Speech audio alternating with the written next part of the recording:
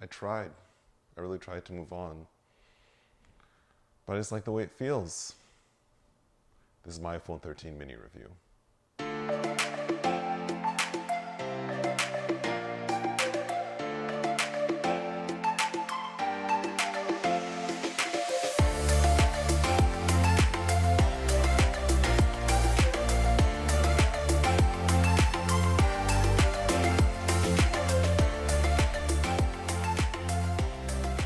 Hey guys, it's Yao, here to talk about the iPhone 13 mini. A mini marvel, a tiny powerhouse, the sequel to one of my favorite iPhones ever, the iPhone 12 mini. When iPhone season started a few weeks ago, I was pretty certain I was going to switch to the iPhone 13 Pro after a year with the 12 mini. I thought that after a year of loving the mini size but hating the mini battery, I was ready to move on to the Pro and get all the hottest new features at one pretty big cost. Turns out, I was wrong. After just 3 days with the iPhone 13 Pro, I quickly came to realize that its big advantages over the mini, including a better screen with 120Hz variable refresh rate, a third camera with 3x zoom, a macro camera on the wide angle, just weren't enough to change my mind or grow my hands. Sometimes the heart wants what the heart wants. So let's talk about the phone I did choose. Just like last year, the biggest feature of the iPhone 13 mini is all in the name. I love that today's mini iPhone is larger in all dimensions than the original regular size iPhone, with a much bigger screen. But technology marches on, and today's regular size iPhone makes the original iPhone look like a child's toy by comparison. Never even mind the Max phones. So for everyone who still remembers a time when Apple insisted that a 4-inch phone was the perfect size, well, the mini is our last hope. And what a hope it is.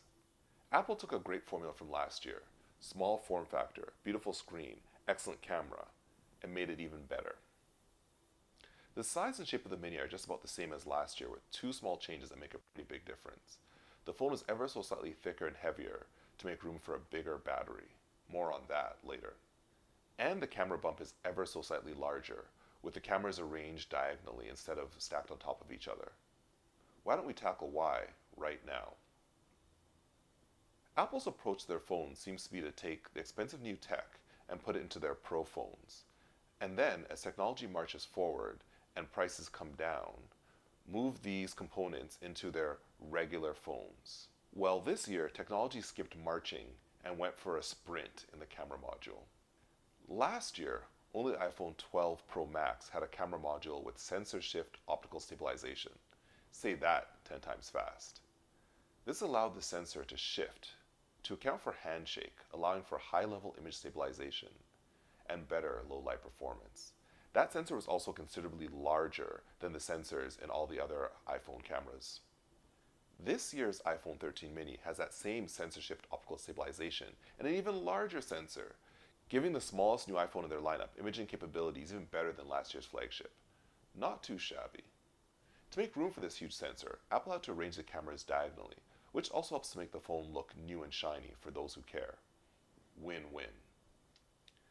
The improved tech in the main camera, plus a larger sensor in the ultra-wide camera, means much better image quality than even last year's Pro Max, which was already really great.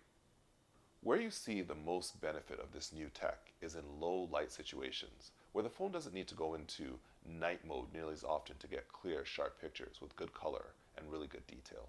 Paired with the phone's minute size, this iPhone mini becomes the perfect camera to throw in a bag or a pocket and capture life on the go. And for those who use their phone's camera a little more creatively, Apple has added two prosumer features to help make the phones a better tool for creators: photo styles and cinematic mode. Photo styles allow you to change the default way the iPhone takes pictures, adding custom touches like more contrast or high vibrance or warmth effects to your pictures. Unlike filters, these changes are part of the picture-taking process, which means they're permanent, but also means they're more intelligent, processing things like skin tones or skies with more subtlety. With some tweaking and playing around, this allows anyone to create their own look for their iPhone pictures. Cinematic mode is a new video mode that seems like a close cousin of the camera's portrait mode. Rather than artificially blurring the background of a single photo, cinematic mode allows you to blur the background of a video to create an artistic, dreamy effect. The mode also uses artificial intelligence to detect faces and automatically focus on the closest one, and change focus as the main face in the frame looks away. Just picking it up and shooting casually, the effect is already pretty cool.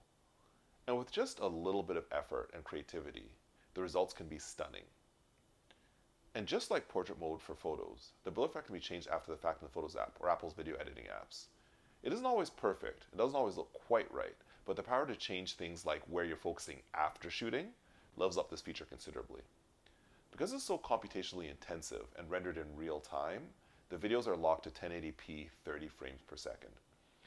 24 frames per second might have been the better choice for cinematic video, but regardless of the frame rate, at that resolution it's possible to make really beautiful video on the fly.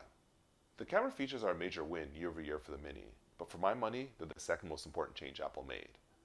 Last year I talked about how much I love the Mini with one major caveat, the battery life. Turns out Apple heard me. Specifically me, I mean, and not the general feedback, of course. Because the 13 Mini has much improved battery life. In a couple of days' use, I definitely see an uptick in battery life towards the end of the day. And it feels more like regular charge your phone once a day battery life and not charge your phone every possible minute in case you might leave your house battery life.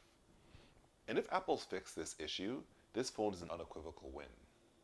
The jury's still out on this one, but I'm optimistic that we'll get an acquittal on the charges. So where does this leave us? With a great little phone that's better in every measurable way than last year's iPhone mini. And they may just have solved the one glaring flaw in last year's model. So of course rumors say that Apple will cancel the Mini after this year. Guess you can't win them all. But we Mini lovers definitely won this round. Till next time, guys. Later.